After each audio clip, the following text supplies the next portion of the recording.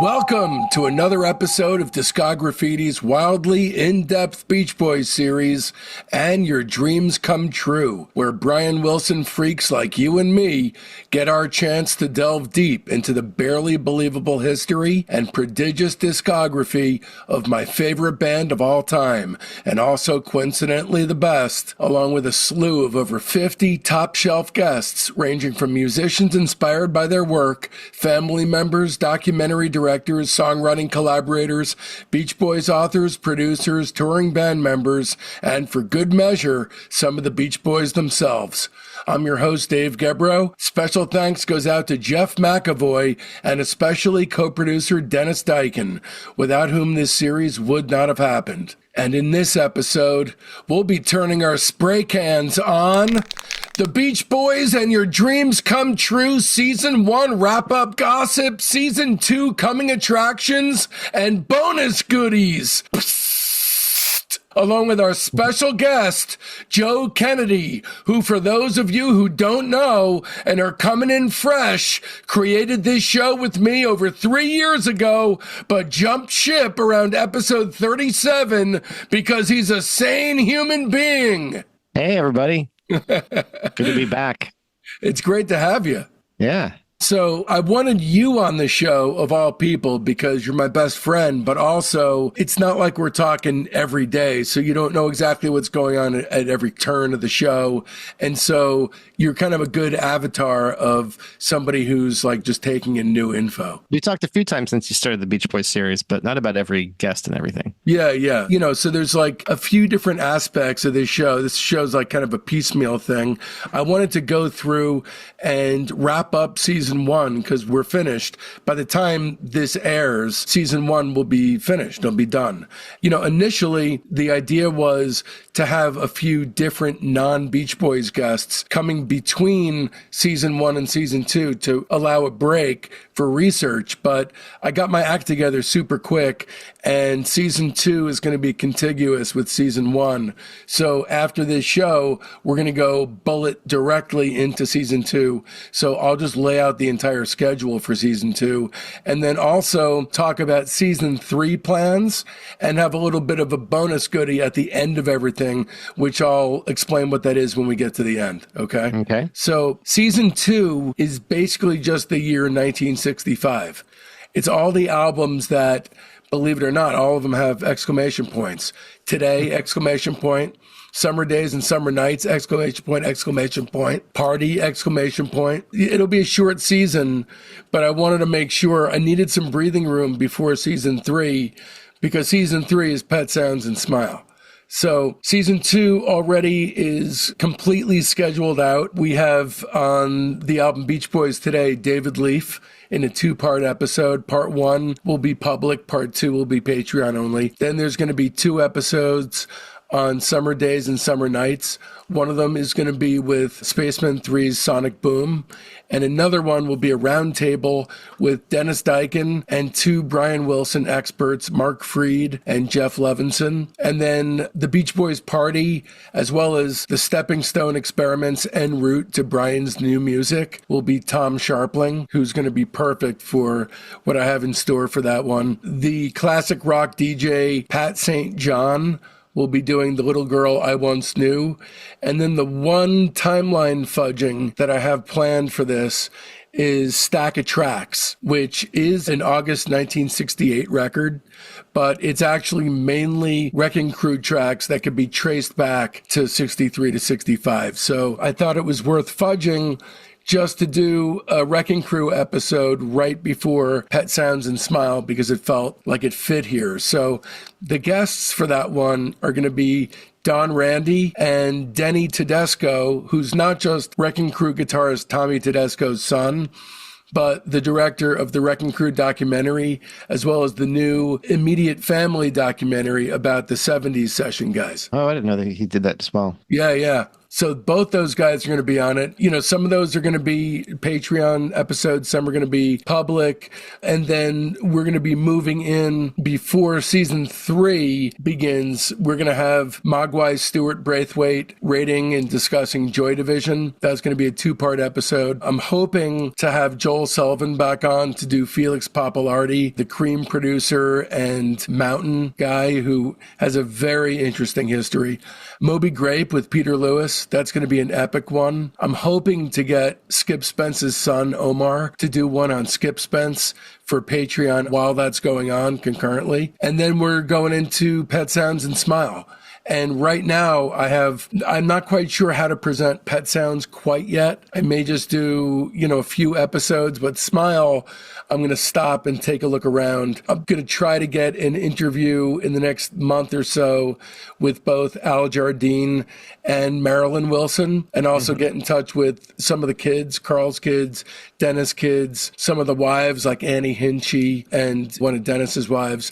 But also hoping to get Van Dyke Parks in early stages of getting Frank Holmes, who did the artwork for Smile. And then I have a bunch of ideas for Smile episodes, like a Good Vibrations episode with Ira Kaplan that's already set in stone, an episode about the concept itself, about how it's the ultimate concept album, another episode about how Brian created different wild lifestyle alterations and, modifications on his actual house to kind of mirror his aesthetic landscape. The many abandoned side projects that Brian had in mind that wound up being passing whimsy at the time, like spoken word stuff, comedy records. I want to do an episode about celebrated AI mixes of Smile and perfect track lists that people have come up with. I want to do a music-only Smile Fanatic song mix festival. Also want to do a bootleg breadcrumb trail, like a history of Smile bootlegs. By the way, have you checked out some of those AI Smile recordings? I've checked out a little bit of it. Pretty interesting what they've done with some of them. They've kind of flown in. It seems like some of them kind of used AI. They used some of the tracks from the Brian Wilson Presents Smile, but then ran his voice through the AI to make him kind of more like young Brian. Right. I've heard a couple of things that are like that, and it was really cool. Even though AI music is understandably controversial, if there's one place where it would be interesting to use it and at least to pick through some of the better results, I want to do a show using that and, focused on that. It kind of works well for that application where if you take an older version, I've heard this done with like Paul McCartney too, where they've taken tracks from like recent Paul McCartney albums and then like made his voice young McCartney. And it actually works pretty well because it's the same carrier, right? So he still pronounces words the way that Paul McCartney would. It's similar enough where if you try to do like, oh, here's Paul McCartney singing Stairway to Heaven, and then they've tried to interpolate his voice on Robert Plant's, it doesn't really work that good. Right. But taking an old version of a singer and kind of running it through the AI to get the younger version kind of works pretty good, actually. The Smile landscape is a what-if landscape anyway. Right. So it's appropriate for that use, I would say, yeah. Right. And then I want to definitely do an episode sort of picking through the what-ifs as far as what if Smile had been released, the butterfly effect with regard to Smile and how it would have changed things or not changed things. And I also want to do one, maybe not a full episode, but I want to at least take a big chunk of one and talk about that whole idea of composing in feels. Because, that only kind of wound up taking up about a year or two in Brian's existence. And it started with Good Vibrations and kind of stopped for him at a certain point. And I want to talk about, again, this might be part of an episode, but my whole journey with Smile, because it's my favorite album of all time, and I'll get one opportunity to tackle it, notwithstanding the dozen or so episodes that I plan on doing. And if I can get, a really good long interview with Marilyn or the other wives and have that running in the public stream, then I can do all these on Patreon. And so that's kind of, what I have planned for season 3.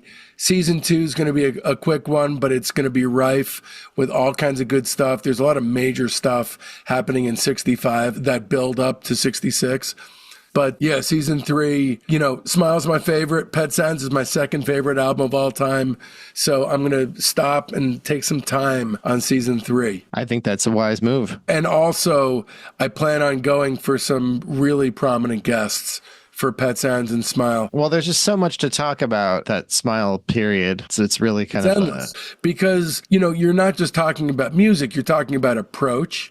And you're talking about how somebody is approaching their life. They're seeing their life as art, and they're seeing the approach itself as a work of art. And so it's really endless. And then you're getting into some mythological stuff about the story of Icarus, and you're, tapping into some things like one's responsibility to their own artistic muse versus familial responsibility. Obviously, we're going to be talking about that. And there's no one that can't connect with that. Yeah. And then, so here's the bonus goodies that I had stored up for the end of this.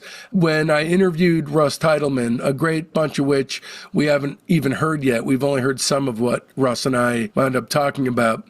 His opening intro banter was like 15 minutes long. There's all kinds of fun in there about topics like the Cookies song, I Never Dreamed, which was a classic 1964 tune that Russ wrote, and also the Dream Band that he had assembled for Mick Jagger's first solo single, Memo from Turner, which you can find on the 1970 Performance soundtrack. We wound up talking about that stuff to great length, and I couldn't find any place to use it, but it's all really, really good stuff. So, Joe, if there's anything you want to add, I figure we'll move over to Russ, but I'd love for you to take part in some of the season 3 stuff. Yeah, I would love to come pop in. I'm a big Smile fan myself, and I'm pretty well versed in all the history of it and everything. I've been just like you, making my own versions of it for all these years, and I kind of know every little nook and cranny of it. Yeah. And not only that, but the version that I gave you a while back, you made a copy of that and gave it to Pete Yorn, and Pete Yorn made a copy of it and gave it to Sean Ono Lennon. Isn't that right? No, I think it was through Eric Johnson. Okay. So I'm hoping to have Sean Lennon on the show because apparently it's his favorite music he's ever heard.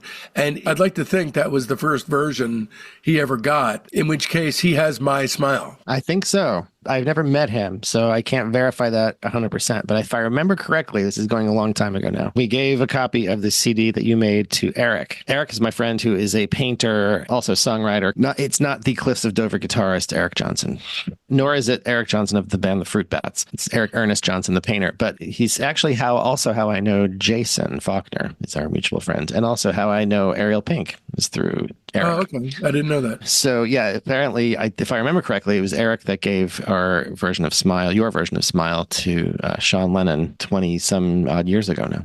Well, I'm hoping to close the loop. I'm definitely strongly hoping and wishing for Sean Ono Lennon to come on the show for one of those Smile episodes. But anyway, definitely good times ahead. So everyone, enjoy, and we'll see you for season 2. Joe, thank you so much, man. Thanks for having me. See y'all soon. All right, that concludes your free sneak peek into today's Patreon episode. If you want to hear the rest of it, just visit patreon.com/Discograffiti and either purchase this podcast by itself for $4, or better yet, subscribe at the major tier and get access to Discograffiti's 4 weekly episodes. That's Friday's free episode, the Sunday Discograffiti Soldiers of Sound episode, which showcases Patreon members and the Elephant Six world, your Monday bonus episode, and your Wednesday early release ad-free super extended director's cut of that Friday's show. Please keep in mind this is entirely how I support my wife and 6-year-old son, so don't risk feeling badly about yourself by not supporting Discograffiti. Become a member so you don't miss a single thing at patreon.com/Discograffiti.